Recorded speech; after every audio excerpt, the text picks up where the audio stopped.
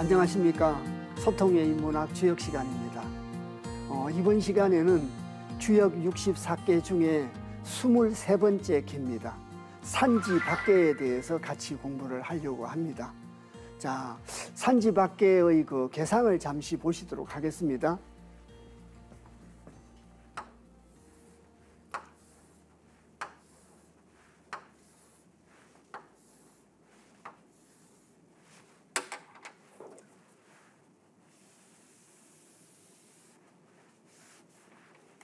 이 산지박계는 자 아시다시피 위에는 산이 있고 아래는 땅입니다.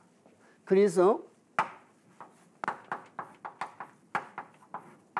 산지박계인데요. 이 박자라고 하는 것이 무슨 박이냐고 그러면은 깎을 박입니다. 벗길 박자로도 읽습니다. 일반적으로는 깎을 박자라고 합니다. 벗길 박자의 의미를 갖고 있습니다. 그래서 깎는다는 말이 어떤 말을 가지고 깎는다라고 표현을 했냐고 그러면은 조금 있다가 요지에 대해서 같이 공부를 하면서 소상하게 말씀을 드리겠습니다만, 자, 산지박계는 5음 1양의 개입니다. 음이 아래에 5개가 있고, 자, 상요에 양이 하나 남아 있습니다. 조금 있다가 12벽계설에서 또 말씀을 드리겠습니다만은 중천근계에서 자 천풍국계로 이렇게 오고 두 번째 또 음이 생기고 이런 과정을 거쳐 가지고 5번째까지 양이 음으로 바뀌어서 아래에 있는 5개 효는 음으로 구성되어 있고 마지막 남아 있는 상구죠. 그러고 이제 자 주역에서는 군자 소인으로 구분할 때는 음은 전부 다 소인이고 양은 군자로 간주를 합니다. 그래서 5개의 5음이 5명의 소인이 1명밖에 없는 남아있는 군자 1명을 벗기는 것이 바로 산지박계라는 뜻입니다. 그래서 다시 말씀드리면 군자는 1명밖에 없습니다. 소인이 판치는 세상입니다. 자, 그리고 물리적 시간으로 한 달만 있으면 상구인 군자가 깎여 없어집니다. 벗겨진다는 겁니다. 누가 깎아먹냐고 그러면은 음이 깎아먹는다는 겁니다. 5명이 1명밖에 남지 않는 군자를 벗겨먹는다는 거죠. 그래서 이러한 절박한 상황에서 군자가 어떻게 처신을 해야 되는가? 그래서 하나밖에 남지 않는 군자의 절박한 상황에서 군자가 처신해야 될 그런 이치를 설명하고 있는 것이 바로 산지박계다. 이렇게 이해를 하시면 되겠습니다. 요지에 대한 설명에 앞서서 이해를 돕기 위해서 간단하게 먼저 산지박에 대해서 간단하게 설명 말씀을 드렸습니다. 그래서 요지를 살펴보도록 하겠습니다. 자, 산지박계의 계명은 방금 말씀드렸듯이 위에는 산입니다. 위에는 산이고 아래는 자 땅이라서 자 산지박계로 이제 계명이 정해졌다는 거죠. 잠시 자 효를 다시 한번 보시겠습니다. 그러면 산이라고 하는 것은 머문다는 특성을 갖고 있습니다. 제 표현이 아니라 설계편에 나와 있는 내용을 그대로 말씀을 드리는 겁니다. 그리고 땅이라고 하는 것은 순종할 순자, 이 특성을 갖고 있는 거죠. 그래서 1명밖에 남지 않는 군자가 이 어려운 상황에 절박한 상황에 놓여 있을 때 어떻게 처신을 해야 되는가? 순종하고 머물러야 된다. 이렇게 말씀드릴 수 있습니다. 물론 계상에 가가지고 다시 계상과 연결시켜서 소상하게 말씀을 드리도록 하겠습니다. 그러면 요지 중에 두 번째인 계명, 개의 이름에 관한 걸 살펴보도록 하겠습니다. 그래서 두 번째 계의에서 산지박계라고 하는 건 저 박자가 벗길 박자고 깎을 박자다 이렇게 말씀드렸지 않습니까? 그 두 가지의 의미를 갖고 있습니다. 그런데 앞뒤 구절의 의미와 맞추어 가지고 어떨 때는 벗길 박자로 읽어내셔도 되고 또 어떨 때는 깎을 박자로 읽어내셔도 아무런 지장이 없다 이렇게 말씀드릴 수 있습니다. 그리고 첫 번째는 누구를 깎아 먹느냐? 아래에 있는 5명의 소인 5개의 음이 상구인 양을 깎아 먹는 겁니다. 상구인 군자를 깎아 먹는 거죠. 그걸 종합적으로 다시 말씀드리면은 소인의 무리인 5음이 5개이니까 소인도 5명이지 않습니까? 5명의 소인이 1명밖에 없는 군자를 벗기고 깎아 먹는 그런 상황을 설명하고 있는 것이 바로 산지박계다. 그래서 군자 지도가 쇠퇴해지고 소인 지도가 성해지는 그러한 절박한 상황에서 군자의 처신이 뭔가에 대한 이치를 설명하고 있는 것이 바로 산지박계다 이렇게 말씀드릴 수 있습니다. 그래서 전체적인 내용을 이렇게 이해를 하시고 산지박계를 공부를 하시면 전체적인 의미를 이해하는데 훨씬 더 도움이 되리라고 생각이 듭니다. 그리고 이제 세 번째 괴서에 대한 얘기입니다. 그럼 괴서에 대한 말씀을 드리기 전에 산지박계에 왜 5명의 소인이 1명의 군자를 깎아먹는 절박한 상황인가를 12벽계설로 가지고 그 과정을 잠시 설명 말씀을 드리도록 하겠습니다. 그래서 동지를 기준으로 한 지례복계입니다. 이 지례복계에서 4월 달인 중천근께죠. 중천근께까지는 군자 지도가 성해지는 세월입니다. 그 6개월 동안은 물론 여기서 말씀드리는 1년 12달이나 24절기라고 하는 것은 하늘의 섭리가 1년 12달과 24절기처럼 한 번도 틀리지 않고 어긋나지 않고 하늘의 섭리가 이루어진다는 뜻으로 1년 12달과 24절기를 여기다가 달아놨습니다. 이 밑에 있는 내용들이 물리적 시간을 의미하기 때문에 1년 12달과 24절기를 기입해 놓은 건 결코 아닙니다. 여기서 말하는 시간이라고 하는 것은 물리적 시간이 아니고 철학적인 시간이고 심리적 시간이다. 이렇게 이해를 해 주십사 늘 말씀을 드렸습니다. 그래서 그 기준을 바탕으로 해서 다시 말씀드리면 자, 동지의 지례복계서부터 4월 달인 입하죠. 4월 달인 자, 중천근께까지는 양이 점점 성해져 가지고 군자가 성해져 가지고 하나밖에 없는 군자가 6개 전부 다가 군자로 대처된 중천근께의 세상, 그까지 효가 6효로 구성이 되어 있으니까 6개월이 걸리겠죠. 그리고 중천근께 소인 지도가 하나도 없는 군자 지도가 실현된 세상에서 살면서 그 세상에 방심하고 태만하고 안주하게 되면 곧바로 소인 지도가 생긴다고 합니다. 그래서 하지서부터 천풍국계의 하지서부터 소인이 생기기 시작합니다. 음이 하나 생기기 시작해서 자, 천산 동계에 가면은 2개가 생기고 빗계에 가면 3개가 생기고 풍지강계에 가면 4개가 생기고 오늘 같이 공부를 해야 될 산지박계에 가면 5개가 생겼습니다. 5개가 생겼는데 한 달 더 가면 중지공계가 돼서 없어지는 거죠. 요 부분만 떼서 다시 조금 말씀을 드려보면 자, 이렇게 말씀드릴 수가 있습니다. 지금 저희들이 오늘 읽어야 될 자, 효가 산지박계였습니다.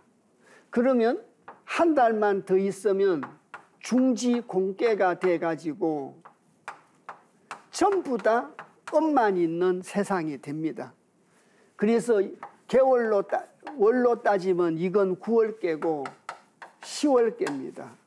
여기 있는 상구, 이따 산지박계의 그 저 육효사를 다음 시간에 공부할 때 소상하게 말씀을 드리게 됩니다만 석가불식이라는 말이 있습니다. 큰 과실은 먹지 않는다는 얘기죠. 그래서 한 달 지나면 여기 있는 상구라고 하는 석과 과일이 벗겨집니다. 깎아 먹습니다. 5명 소인이 1명 남아있는 군자를 깎아 먹듯이 없어져 가지고 중천근계로 오는 거죠. 그래서 여기 있는 이 상구가 이게 곤이니까 땅이지 않습니까? 땅에 떨어지는 거죠. 열매가 땅에 떨어졌습니다. 열매가 땅에 떨어져 가지고 그 땅에 떨어져서 씨앗이 되는 거죠. 알파와 오메가의 관계입니다. 다시 말씀드리면 상구라고 하는 이 열매가 땅으로 떨어져 가지고 씨앗이 되어서 자 11월인 동짓달이 되면 양으로 드러나게 된다는 겁니다. 그건 이제 지례복계에 가서 공부를 하게 됩니다. 그래서 한 달 더 지나면 지례복계가 됩니다. 이 지례복계 때 여기 있는 초구가 상구가 땅에 떨어져서 씨앗이 돼가지고 초구의 열매로 드러나게 된다는 겁니다. 동지를 지나면서 자 군자지도가 되살아나게 된다는 거죠. 그래서 소인지도가 성행해지는 이 시간 동안에 악인의 형통함을 부러워하지 말고 자기 성찰의 시간을 갖고 열심히 노력하게 되면 군자지도는 반드시 돌아온다는 것이 지례복계에 가서 공부를 해야 될 내용입니다만 그게 7일 내복 원리입니다. 지례복계에서 7일 내복 원리는 찬행야라고 했습니다. 그래서 표로 따져서도 다시 돌아오는 데까지 1번, 2번, 3번, 4번, 5, 6, 7번 만에 돌아옵니다. 그걸 7일 내복 원리라고 합니다. 효로 따지면 1, 2, 3, 4, 5, 6, 7번 만에 돌아옵니다. 그것이 7일 내복 원리라는 겁니다. 그래서 오늘 저희들이 공부를 해야 될 것은 바로 자 산지밖에고 산지밖에의 상구의 열매가 다음 달 되면 벗겨지고 깎여져 가지고 땅에 떨어집니다. 땅에 떨어져서 열매가 씨앗으로 변하게 되겠죠. 그 씨앗이 싹이 터가지고 한 달이 지나게 되면 군자지도로 다시 자 살아나게 된다는 겁니다. 이것이 하늘의 운행 법칙이라는 겁니다. 이것이 하늘의 운행 법칙이니까 아까 말씀드렸듯이 소인지도가 커지는 세상에서도 소인지도의 형통함을 부러워하지 말라고 했던 겁니다. 다시 12벽get을 도표를 한번 보시겠습니다. 그래서 소인들의 세력이 커지는 시기가 바로 하지서부터 음이 2개, 3개, 4개, 5, 6개 요 기간입니다. 요 기간에 소인이 판을 치고 소인의 세력이 성해지는 그런 시절이라고 할지라도 부러워하지 말라는 거죠. 부러워하지 말고 내 자신을 되돌아보고 반성하고 노력하면 7일 만에 다시 군자지도가 돌아온다는 겁니다. 이것이 하늘의 운행 법칙이니까 의심하지 말고 믿고 이런 시절에서도 내 자신을 되돌아보고 열심히 노력해라. 그러면 일로 돌아오게 되고 태평성대를 맞았을지라도 안주하고 방심하고 태만하면 소인지도가 성해지는 세상으로 곧바로 변하게 된다. 그 중심에 서 있는 것이 바로 태평성대의 중심에 서 있는 것이 지천택계입니다. 소인지도가 판치는 중심에 서 있는 것이 바로 천지빗계입니다. 그래서 주역은 한마디로 말씀드리면 태빗계의 원리다 이렇게 얘기할 수 있다라고 말씀드렸지 않습니까? 지천택계 1월달 지천택계는 태평성대의 상징이고 빗계는 7월달 천지빗계는 소인이 판치는 세상입니다. 막힌 세상입니다. 불통의 세상입니다. 그래서 불통의 세상에서도 내 자신을 되돌아보고 반성하면 자, 지천택계의 세상으로 오고 지천택계의 세상에서 안주하고 방심하고 태만하면 천지빛계의 세상으로 돌아간다는 얘기입니다. 그래서 거듭 말씀드리지만 주역 내용이 태빛계의 원리다 이렇게 말씀드릴 수 있습니다. 그걸 조금 확대해 가지고 보다 이해가 쉽도록 설명되어 있는 것이 바로 12벽개설입니다. 이 도표에 대해서 여러 차례 이 도표를 이용해서 저희들이 주역의 경문을 해석하는데 참고로 사용이 됐었기 때문에 이 도표에 대해서 어느 정도 이렇게 친숙해지셨지 않는가 이런 생각도 듭니다. 그래서 이 내용에 대해서 이해를 조금 하시는 게 주역 경문을 읽어내는데 굉장히 필요한 내용이다. 이렇게 다시 한번 말씀을 드리겠습니다. 자, 그리고 세 번째가 괴서입니다. 개의 차례죠. 왜 23번째에 자, 산지박계가 왔는가? 저희들이 지난번 시간에 64개 중에 22번째 개인 산하빛계를 했습니다. 비라고 하는 것은 꾸미는 것이라고 말씀드렸지 않습니까? 그런데 그 꾸미는 것이라는 것은 하늘의 문체로 가지고 인문을 꾸미는 것이다. 사람의 문체를 꾸미는 것이다. 그런데 형이하적으로는 외양을 꾸미는 것도 꾸밈에 들어간다. 이렇게 말씀을 드렸습니다. 그래서 진실한 마음 없이 꾸미는 것만 너무 많이 하고 사치스러운 꾸밈을 하게 되다 보면 소인들이 많이 생겨나서 자, 군자 지도를 깎아먹는 세상이 된다. 그런 세상이 될 수 있다는 뜻에서 산하빛계 다음에 23번째인 산지박계가 오게 됐다는 걸 공자께서 설명을 하고 있는 것이 바로 괴서입니다. 이것이.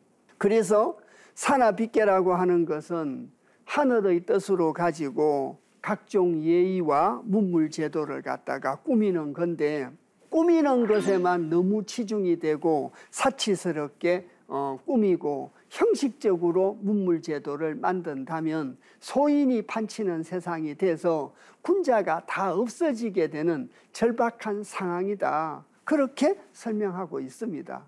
그래서 산하빛계 다음에 산지박계가 오게 됐다는 거죠. 그래서 개의 차례에 대해서 공자께서 구체적으로 설명을 하고 있습니다. 그리고 이제 네 번째가 괴상이죠. 이 괴상은 자, 여러 차례 오늘도 말씀을 드렸습니다만은 이 괴상을 한번 보시겠습니다. 이 괴상을 보시면 아래에서 하나, 둘, 셋, 넷, 5개가 차례차례로 생긴 겁니다. 차례차례로 이렇게 생겨가지고 음이 5개가 됐습니다. 그러고 이제 하나밖에 남지를 않았습니다. 하나밖에 남지를 않은 군자를 깎아먹고 벗겨먹게 되는 절박한 상황을 나타내고 있는 것이 산지박계라고 말씀을 드렸습니다. 그리고 이런 절박한 상황에서 상구 군자는 어떻게 처신해야 되는가를 설명하고 있는 것이 바로 산지박계의 내용이다. 이렇게 설명드렸지 않습니까? 그리고 이제 연관성이 있는 것을 설명 말씀드린다면 자, 9월달 개가 바로 아까도 설명 말씀드렸듯이 9월달 개가 산지박계입니다. 그래서 하나밖에 없는 이 열매가 군자가 땅에 떨어져 가지고 이게 땅이니까요. 이 공깨라서 이게 땅이죠. 땅에 떨어져 가지고 열매가 씨앗이 돼서 그 씨앗이 겨울을 지나 가지고 봄이 되면 싹으로 터서 돌아오게 됐다. 그래서 돌아올 복자를 써서 11월께가 바로 지뢰 복계입니다. 돌아올 복자죠. 이래서 군자지도는 돌아온다는 겁니다. 이따 산지박계의 단사에서 자, 소식영어 천행야라 사라지고 다시 생겨나고 꽉 차고 없어지는 것은 하늘의 운행 법칙이다. 12벽개설에 의해서 그렇게 변화되어 가는 것이 하늘의 법칙이라는 겁니다. 하늘의 법칙이기 때문에 저희들은 그걸 믿고 따라야 되고 또 반성하고 성찰해야 되고 태평성대에는 안주하고 태만하지 않아야 되지 않겠습니까? 그러한 경계사의 내용을 설명하고 있다는 것이 바로 태빛계 원리다. 아까 그렇게 말씀을 드렸습니다. 그런 내용까지 다 포함되어 있습니다. 이것이. 자, 그래서 다시 내용을 보시겠습니다. 이래서 음이 양을 깎아 먹는가 하면 양이 다시 살아나가지고 양이 음을 갖다가 깎아 먹는 세월도 생기게 된다는 겁니다. 그래서 더 간단하게 말씀드리면 음이 성한 세월들이 있고 양이 성해가는 시간들도 있다는 겁니다. 그걸 1년 12달로 12벽계설로 설명을 했을 때 6달, 6개월은 양이 커져가고 6개월은 음이 커져가는 시간으로 비유를 해서 설명을 한 겁니다. 그렇다고 이 내용을 일상생활에 적용을 시켜가지고 1년 중에 살기가 어려운 오르막이 6개월이고 살기가 편한 내리막은 또 6개월이다. 이런 뜻은 아닙니다. 이건 마음의 시간인 심리적 시간입니다. 그래서 반성하고 성찰하는 시간을 가지게 되면 힘든 시간이 작아지고 태평성대 시간이 길어진다는 얘기입니다. 그리고 방심하고 태만하고 교만하면 태평성대의 시간은 줄어들고 소인지도가 판치는 세상이 늘어난다는 얘기입니다. 그래서 마음을 바로 먹고 성인지도를 믿고 열심히 노력하면 빠른 시간 내에 지뢰복계에서 군자지도가 돌아오듯이 돌아오게 된다는 겁니다. 그런데 일상생활을 살면서 어떤 딜레마에 빠졌을 때마다 성인지도를 통해서 해결의 방법을 모색해야 됨에도 불구하고 내 생각으로 해결의 방법을 모색한다면 7일이 아니라 70년이 지나도 군자지도는 돌아오지 않는다는 얘기입니다. 성인지도를 믿고 반성하고 열심히 노력하면 7일, 7달, 7년 만에 좋은 시절을 맞게 된다는 겁니다. 그런데 아까도 말씀드렸듯이 내 생각에 의지를 하고 내 생각으로 방법을 모색하게 됐을 때는 70년이 지나도 군자지도는 돌아오지 않는다는 거죠. 그래서 저희들한테 인생을 살면서 부닥치게 된 어려움이나 이런 고난을 벗어나기 위해서는 어려울수록 올바라야 되지 않겠습니까? 그래서 주역에서 간이정이라는 말이 많이 나오죠. 어려울 간자를 써서 이로울 이자 바를 정자, 그래서 어려울수록 발라야 이롭다. 그 말을 12벽계설과 결부시키면 이렇게 설명드릴 수 있다는 겁니다. 그래서 결론적으로 다시 말씀드리면 어려움에 직면했을 때마다 성인 지도 속에서 성인의 말씀 속에서 천도 속에서 해결의 방법을 모색하라는 겁니다. 그리고 열심히 노력하면 7일 만에 7달 만에 7년 만에 군자지도가 돌아올 수 있는데 소인지도에 의지를 하게 되면 공계에서 나오듯이 고나게 되고 소인지도에 의지를 하게 되면 70년이 가도 군자지도는 돌아오지 않는다는 겁니다. 70년이 지나도 집 형편이 좋아지지 않는다는 뜻이 되겠죠. 인사적으로 말씀을 드리면. 그래서 저희들이 꼭 명심해야 될 내용이 아닌가 싶습니다. 그래서 저희들이 요지를 통해 가지고 계명도 살펴봤습니다. 그리고 괴의도 살펴보고 그리고 산지박계가 왜 23번째 오게 되었는가에 차례에 대한 내용도 살펴봤습니다. 그리고 12벽계설로 가지고 산지박계의 내용을 다시 한번 이렇게 살펴봤습니다. 마지막으로 괴상을 통해 가지고 음이 양을 깎아먹는 절박한 상황에 대한 내용도 살펴봤습니다. 그래서 그 다음에는 두 번째로 괴사의 내용을 살펴보도록 하겠습니다. 괴사에서 박은 분리유유왕하니라. 여기에 대해서 구체적으로 살펴보도록 하겠습니다. 박은 분리유유왕이다. 우리가 이 유유왕이라는 말은 많이 이제 보게 되는데 아니불자를 붙인 자 분리유유왕이다. 그건 조금 서툰 편이죠. 소리유유왕도 있습니다. 그런데 박이라고 하는 것은 자 벗길박자라고 말씀을 드렸습니다. 벗길박자고 벗기는데 뭘 벗기느냐? 소인이 군자를 벗긴다는 거죠. 소인이 군자를 갖다가 벗기기 때문에 이런 상황에서는 군자가 어떻게 처신해야 되는가를 설명하고 있는 것이 산지박계라고 말씀을 드렸지 않습니까? 소인들이 군자를 벗겨먹는 이런 시절에는 분리유유왕이다. 유유왕이라는 말이 갈 바가 있어도 그 말이죠. 갈 바가 있어도 이롭지 못하다. 이 갈 바가 있어도 이롭지 못하다는 건 누구를 지칭해서 얘기를 하고 있느냐. 괴상을 다시 보시겠습니다. 여기 있는 5개, 소인 5명이 1명밖에 없는 군자를 깎아 먹습니다. 그래서 이 상구의 입장에서 갈 바가 있어도 이롭지 못하다는 겁니다. 갈 바가 있어도 이롭지 못하기 때문에 이럴 때는 하늘의 뜻에 순종하면서 머물고 있어야지 갈 바가 있다라고 해서 움직이면 이롭지 못하다는 의미가 되겠죠.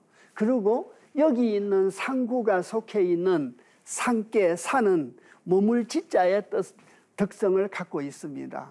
그래서 자 머물고 움직이지 말라는 뜻으로 이해를 하셔도 되지 않나 싶습니다. 그래서 5명의 소인이 1명의 군자를 깎아 먹으려고 합니다.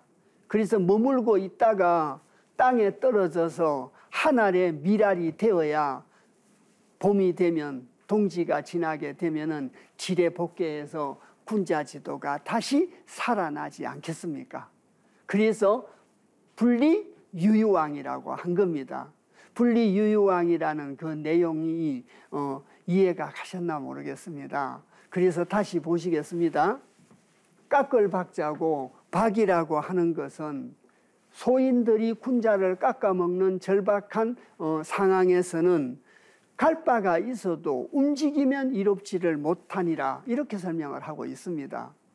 그러면 왜 갈 바가 있어도 이롭지 못하니 움직이지 말라고 성급하게 해석 말씀을 드렸습니다. 그런데 그 해석의 근거가 공자께서 단사에서 그렇게 설명을 하셨습니다. 그래서 미리 성급하게 말씀을 드린 겁니다. 그래서 단사를 살펴보도록 하겠습니다.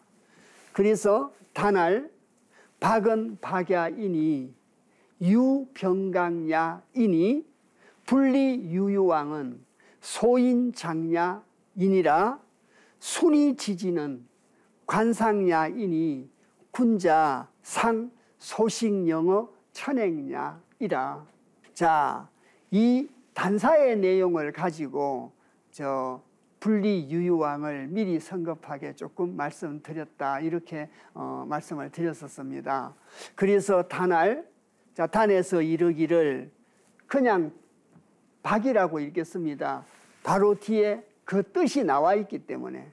그래서 박은 깎을 박자 벗길 박자니까 깎는 것이고 벗기는 것이니 깎아먹고 벗기는 것이다.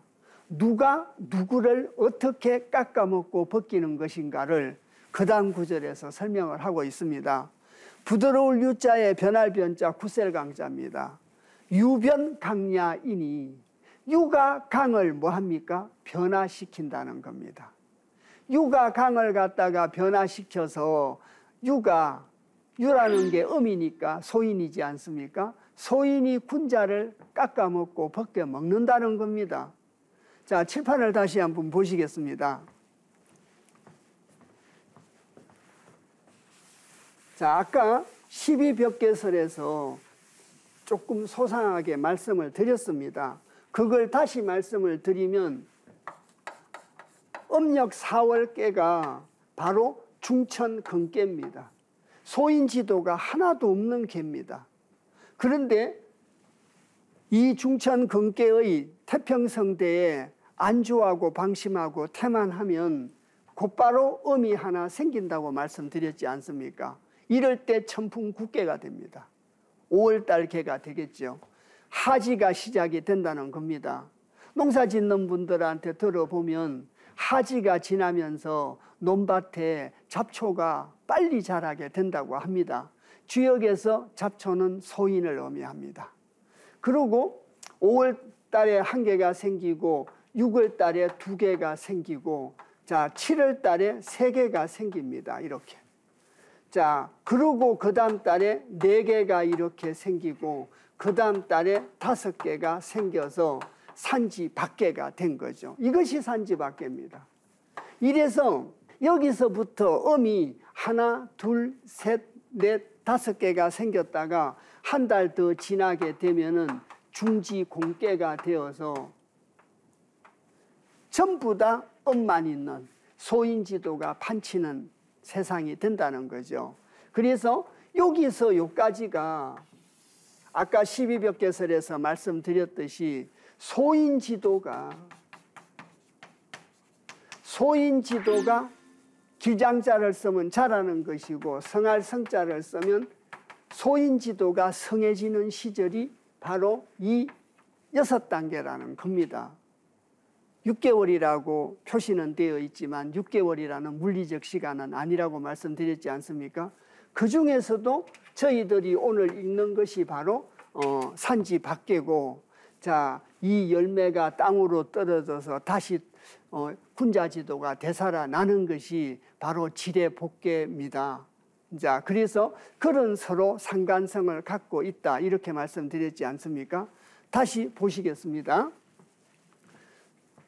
단사의 내용을 보시면 유변강야라는 말이 그 말입니다.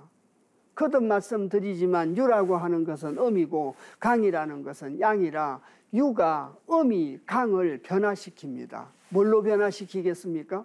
음으로 변화시키는 거죠. 가면 갈수록 양은 없어지고 음이 많아지게 됩니다. 군자는 없어지고 소인이 많아진다는 뜻입니다.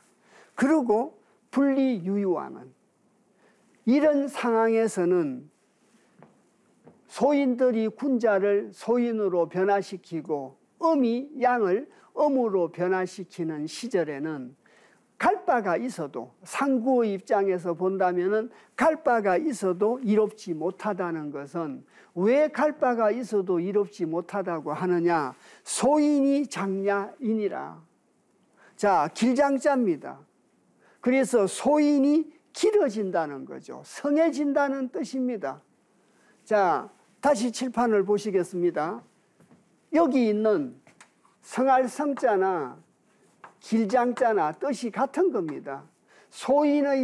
소인지도가 길어진다는 말이나 소인지도가 성해진다는 말이나 똑같은 의미라는 거죠. 이해 가셨습니까?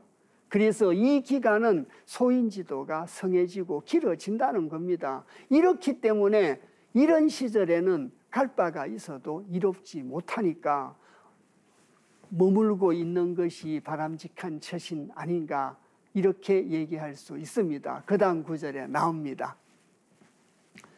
자, 그래서 순이 지지는 관상야이니 순종할 순자에 머물 지자입니다. 갈지자가 동사로 보면 행할 행자의 뜻이 되겠죠. 괴상을 보고 얘기를 한 겁니다. 볼간자 코끼리 상자입니다. 저 코끼리 상자는 괴상을 본다는 뜻입니다. 볼간자니까 본질까지 꿰뚫어 본다는 뜻이 있는 것이 볼간자라고 말씀을 드리지 않습니까? 그래서 자, 순이 지지는 관상야이니 다시 한번 괴상을 보시겠습니다. 아래에 있는 건 땅이라서 순종할 순자고 위에 있는 건 상께는 자 산이라서 머물 지자입니다. 여기에 말미암을 이자가 붙은 거죠. 그래서 순종하면서 머문다는 뜻입니다. 이런 절박한 상황에서는 자 순종하면서 하늘의 뜻에 순종을 하면서 머물고 있는 것이 바른 처신이다. 괴상으로 보면 그렇게 말씀드릴 수 있다는 거죠. 소인들이 잡아먹으러 오는데 가만히 있다가 잡혀먹는 것이 그것이 자 올바른 처신인가? 떨어져 가지고 땅으로 떨어져서 자, 열매가 씨앗으로 바뀌어서 하늘의 미랄이 되어 가지고 다시 군자 지도가 생기게 되도록 하는 것이 군자의 처신이라는 겁니다. 그래서 하늘의 미랄이라는 의미를 되새겨 보신다면 순위 지지에 대한 의미를 쉽게 이해하실 수 있지 않나 싶습니다. 다시 경문을 보시겠습니다.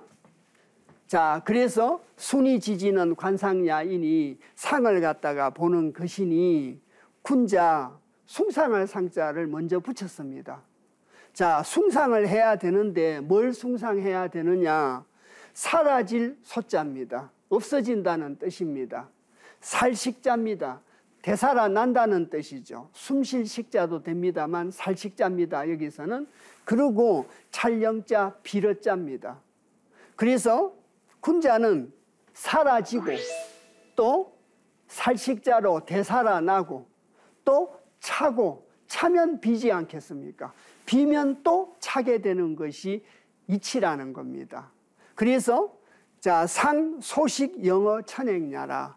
사라지면 없어지면 살아나고, 꽉 차면 없어지고, 없어지면 꽉 차고, 살아나면 또 없어지는 것이 하늘의 운행 법칙이다. 세상이라고 하는 것은, 하늘의 이치라고 하는 것은 소식 영어다. 그래서 소식 영어 천행야니까 자, 하늘의 운행 법칙을 뭐 하라는 뜻입니까? 숭상하라는 뜻이지 않습니까? 그래서 12벽개설에서도 말씀을 드렸습니다마는 소인지도가 판치는 세상이라 할지라도 소인지도가 꽉 차면 없어지게 된다는 겁니다. 비어지게 되고 지금은 군자지도가 없지만 군자지도는 사라지고 없지만 다시 생기게 된다는 거죠. 이것이 하늘의 운행 법칙이니까 이 운행 법칙을 믿고 악인의 형통함을 부러워하지 마라 또 말씀드립니다. 그래서 사람들은 세상을 살아가면서 성인지도에 대해서 대다수 길을 막고 살고 들으려고 하지 않는다고 합니다. 물질 위주로 사시려고 하고 소인지도에 빨리 의지하려고 하고 군자지도에 의지를 하려고 하지 않는다고 합니다.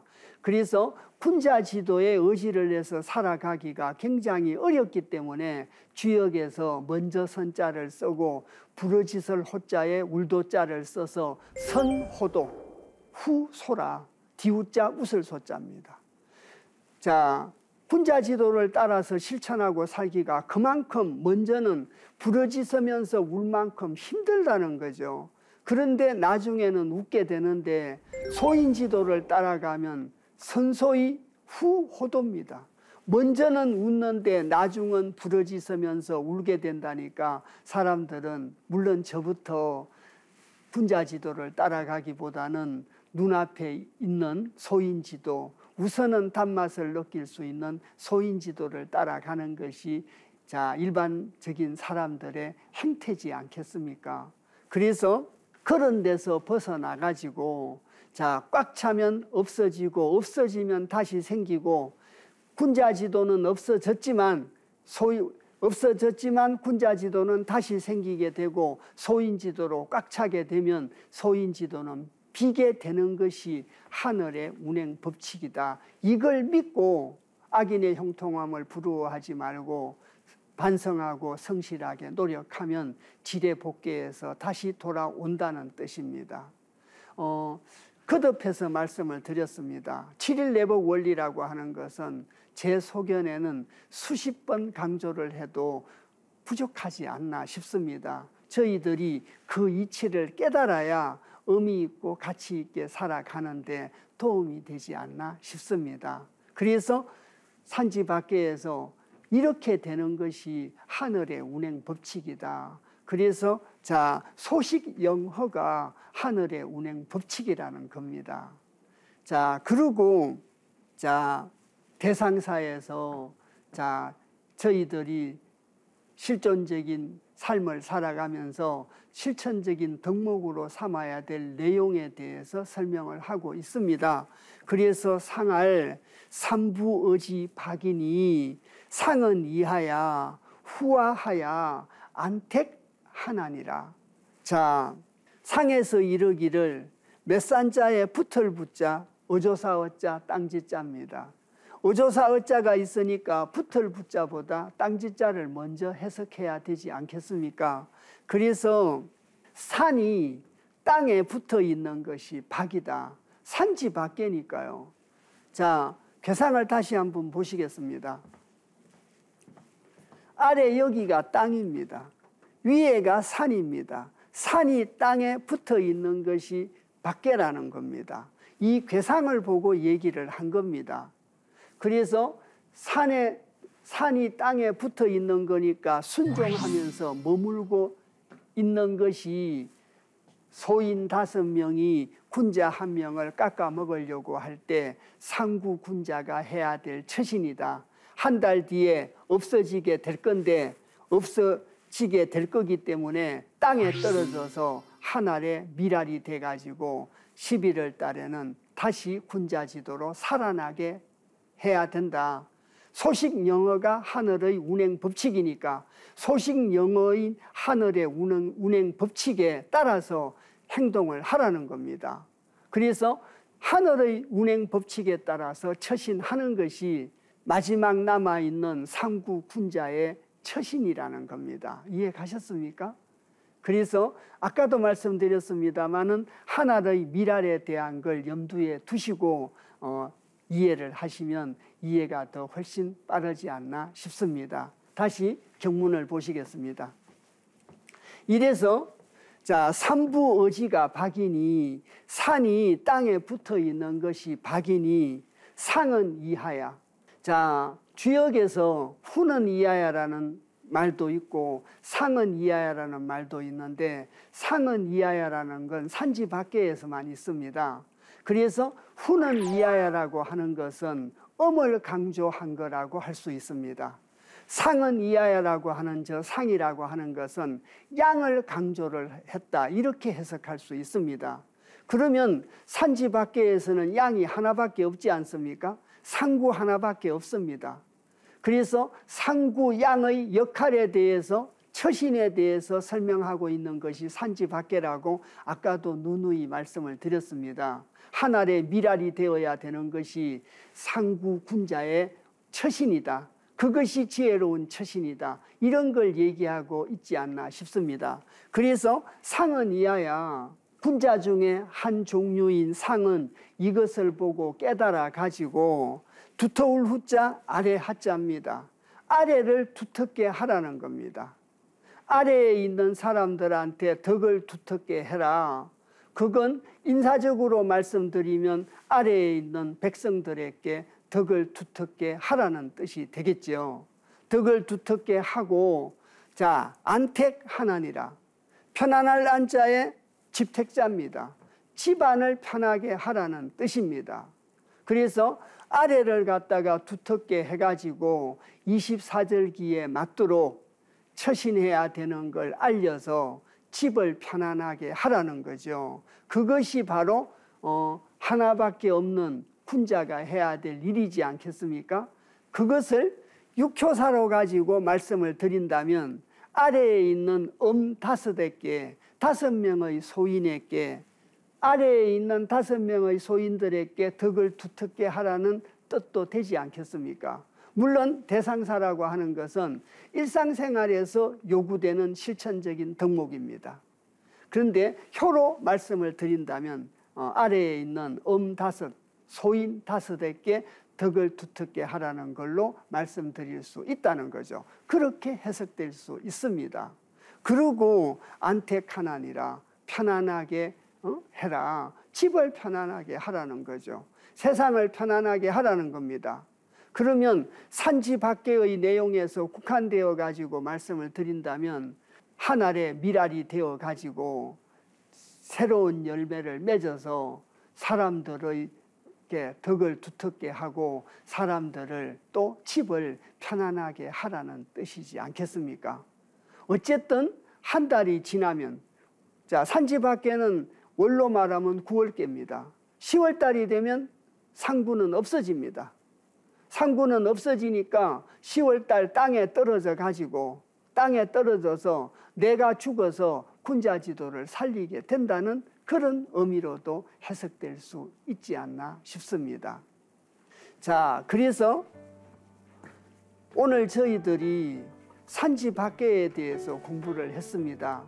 소인 5명이 군자 1명을 벗겨먹고 깎아먹는 절박한 상황에서 군자의 처신은 어떤 것인 건가를 설명하고 있는 것이 산지박계다, 이렇게 말씀드렸습니다. 그리고 어떻게 벗겨먹는가의 그 과정을 12벽계설로 가지고 소상하게 말씀을 드렸습니다. 그래서 천풍국계서부터 음이 하나 생기기 시작해가지고 중지공계에 가면 자, 군자가 전부 다 없어지고 소인만 있는 그런 세상이 되는 그 과정을 놓고, 자, 소인이 군자를 변화시키고 음이 양을 변화시키는 그 과정에 대한 얘기를 말씀드렸습니다. 그리고 하나밖에 없는 군자인 상부가 어떻게 처신을 해야 되는 것인가. 그래서 순종하면서 머물러야 된다. 순종하면서 머물러야 된다는 것을 12벽계설과 연관지어서 말씀을 드리면, 자, 땅에 떨어져서 하늘의 미랄이 되어 가지고 동지가 지난 다음에는 군자 지도가 되살아나도록 하라는 것이 상부의 처신이요 역할이 아닌가, 이렇게 말씀드릴 수 있습니다. 그러면 오늘 공부한 산지박계의 전체적인 뜻과 개사와 단사와 대상사를 바탕으로 해가지고 다음 시간에는 산지박계 6효사에 대해서 공부를 하도록 하겠습니다. 오늘 긴 시간 산지박계에 대해서 같이 공부해 주셔서 대단히 감사합니다.